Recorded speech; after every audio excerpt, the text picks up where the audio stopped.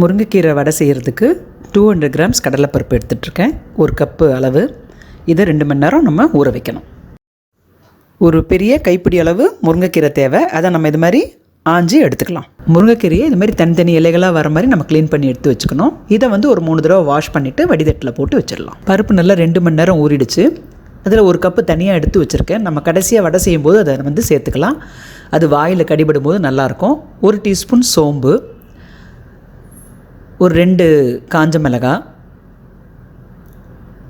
ஒரு துண்டு இஞ்சி, இது எல்லாத்தையும் வந்து நம்ம இந்த பருப்போடு சேர்த்து இப்போ வந்து கொரகொரப்பாக அரைச்சிக்கணும். பருப்பை நல்லா தண்ணியை வடிய விட்டு எடுத்து வச்சுருக்கேன். 2 மணி நேரம் ஊறி இருக்கிறனால அந்த பருப்பில் இருக்க தண்ணியை நமக்கு போதுமானது அரைக்கிறதுக்கு. எக்ஸ்ட்ரா தண்ணி எதுவும் நம்ம விட வேண்டாம். 1/4 டீஸ்பூன் கல் உப்பு சேர்த்துக்கலாம். இப்போது அரைச்சி எடுத்துக்கலாம். பருப்பு இது மாதிரி நல்லா கொரகொரப்பாக அரைச்சி எடுத்துக்கணும். அரைக்கும் போது இந்த பருப்பில் இருக்க தண்ணியே போதுமானது. எக்ஸ்ட்ரா தண்ணி எதுவுமே நம்ம விட வேண்டாம். அப்போ தான் வடை வந்து நல்லா மொறுமொறுன்னு இருக்கும். இதுதான் சரியான கன்சிஸ்டன்சி. அரைச்சி வச்ச வடை மாவை நான் இந்த பவுலில் மாற்றிக்கிறேன். நம்பர் 1 ஸ்பீடில் வச்சு நம்ம அரைச்சாலே 10 செகண்ட்ஸ் அரைச்சாலே உங்களுக்கு இந்த மாதிரி நல்லா கொரகொரப்பாக அரைச்சி எடுத்துட முடியும். வடைக்கு எக்ஸ்ட்ரா ஃப்ளேவர் கொடுக்க 2 பல் பூண்டு, அரை பச்சை மிளகாய், ஒரு சின்ன துண்டு இஞ்சி, 4 சின்ன வெங்காயம், இது 4த்தையும் போட்டு சின்ன உரலில் இடித்து எடுத்துக்கலாம். இது இல்லைனாலும் மிக்சியில் பல்ஸ் மோடில் போட்டு எடுத்துக்கலாம். ரொம்ப வாசமாக இருக்கும் வடை. இந்த மாதிரி இடித்து மசாலா சேர்க்கும்போது வடையோட ருசியும் சரி வாசனையும் சரி ரொம்ப அபாரமாக இருக்கும். இந்த அரைச்சி வச்ச மாவில் நம்ம 10 சின்ன வெங்காயம் பொடியை நறுக்கி வச்சுருக்கேன், கொஞ்சம் கொத்தமல்லி, கருவேப்பிலை பொடியை நறுக்கி வச்சுருக்கேன், ஒரு பச்சை மிளகாய் அதையும் நறுக்கி வச்சுருக்கேன் பொடியாக. எல்லாத்தையுமே இதில் நம்ம கலந்துக்கலாம். நம்ம அரைக்கும் போது கொஞ்சம் உப்பு போட்டிருக்கோம். மொத்தமாக கலந்துட்டு பார்த்துட்டு கொஞ்சம் உப்பு நம்ம மறுபடியும் ஆட் பண்ணிக்கலாம். இதோட இந்த இடித்து வச்சுருந்தோம் இல்லையா, அதையுமே நம்ம இதோட சேர்த்துக்கலாம். பருப்பு முதல்ல எடுத்து வச்சுருந்தோம் இல்லையா முழுசாக, அந்த பருப்பையும் இதில் சேர்த்துக்கலாம். வடையில் இந்த பருப்பு அங்கங்கே வாயில் மாட்டும்போது நமக்கு சாப்பிட்றதுக்கு ரொம்ப சுவையாக இருக்கும். நல்ல ஒரு பெரிய கைப்பிடி அளவு முருங்கைக்கீரை. முருங்கைக்கீரையை இது மாதிரி நல்லா இந்த மாதிரி நம்ம கசக்கி அப்படி கலக்கும்போது அது மாவில் நல்லா அதோட வாசமும் சரி அதோட சுவையும் இறங்கி வடை வந்து அவ்வளோ டேஸ்ட்டாக இருக்கும். 1/2 டீஸ்பூன் டேபிள் சால்ட், கொஞ்சம் பெருங்காய பவுடர், இதையும் சேர்த்து நல்லா கலந்துக்கலாம். மாவோட எல்லாத்தையும் கீரை, வெங்காயம், பச்சை மிளகாய் எல்லாத்தையும் நல்லா கலந்து விட்டுக்கோங்க. நல்லா பிசைஞ்சு விட்டுக்கோங்க. உப்பு உங்களுக்கு வேணும்னா நீங்கள் ஆட் பண்ணிக்கலாம். நான் பச்சை மிளகாய் 1 தான் போட்டிருக்கேன். அதுவும் காரம் வேணும்னா நீங்கள் ஆட் பண்ணிக்கலாம். நம்ம சத்தான முருங்கைக்கீரை வடைக்கு மாவு ரெடி. இந்த மாதிரி உருண்டை பிடிச்சி வச்சுக்கிட்டோன்னா வடை செய்யும்போது தட்டி போடுறதுக்கு நமக்கு ஈஸியாக இருக்கும். அதனால் நமக்கு மொத்தமாக முதல்ல என்ன பண்ணணும், இந்த மாதிரி உருண்டை பிடிச்சி எடுத்து வச்சுக்கணும். வடை பெருசாக வேணால் நீங்கள் பெரிய உருண்டையாக எடுத்துக்கலாம். நான் குட்டி குட்டி வடையாக தான் பண்ண போகிறேன். அதுக்கேற்ற மாதிரி உருண்டையை பிடிச்சி ரெடி பண்ணிக்கிட்டு இருக்கேன். நம்ம எடுத்துக்கிட்ட 200 கிராம் கடலைப்பருப்புக்கு வந்து ஒரு 17 வடை வருது. அதாவது நான் செய்து ஸ்மால் சைஸு. கொஞ்சம் பெரிய சைஸாக நீங்கள் வடை பண்ணிங்கன்னா எண்ணிக்கையில் கொஞ்சம் குறையும்.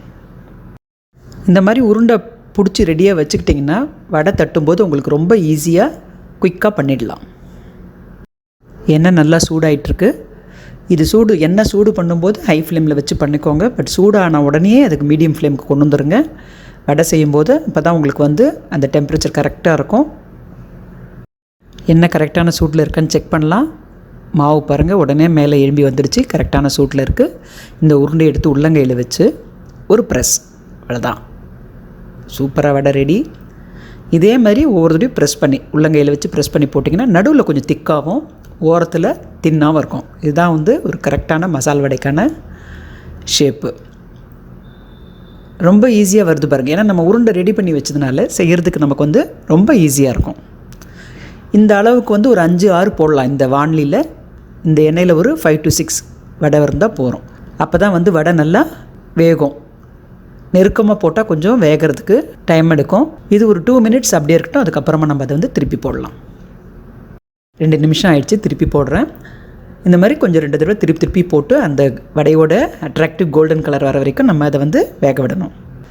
அந்த நம்ம இடித்து போட்டோம் பார்த்திங்களா, அந்த பச்சை மிளகாய், இஞ்சி, அந்த பூண்டோட வாசனையும் சோம்போட வாசனை எல்லாம் சேர்ந்து ஒரே கமன்னு இருக்குது. பொறுமையாக தான் நம்ம வந்து இதை செய்யணும். மீடியம் ஃப்ளேமுக்கும் கொஞ்சம் கம்மியாக வச்சு நம்ம இந்த மாதிரி 2-3 தடவை திருப்பி போடும்போது தான் வடை நல்லா கிறிஸ்பியாக உள்ளேயும் வெந்து நல்லா வரும். மசாலா வடை வந்து ஒரு ஈஸியான ரெசிபி தான். ஆனால் பருப்பை ஊற வைக்கிறதுலையும் நம்ம கொரகொரப்பாக அரைக்கிறதுலையும் பொறுமையாக அது மாதிரி பொரிச்சு எடுக்கிறது தான் அதோட டேஸ்ட்டும் சரி இந்த மொறுமொறுப்பும் நல்லா வரும். பருப்பு வந்து 2 மணி நேரத்துக்கு மேலே வந்து ஊறாமல் இருந்தால் நல்லது.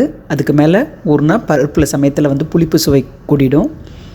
அதே மாதிரி பார்த்திங்கன்னா அரைக்கிறது வந்து பொறுமையாக அரைக்கணும், குறப்பாக தான் அரைக்கணும்.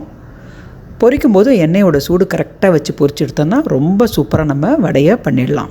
கடலைப்பருப்பு ஊற வச்சு நம்ம இது மாதிரி ஃப்ரெஷ்ஷாக உடனே வடை செய்யும் போது அந்த வடை வந்து கண்டிப்பாக வந்து உங்களுக்கு எண்ணெய் குடிக்காது.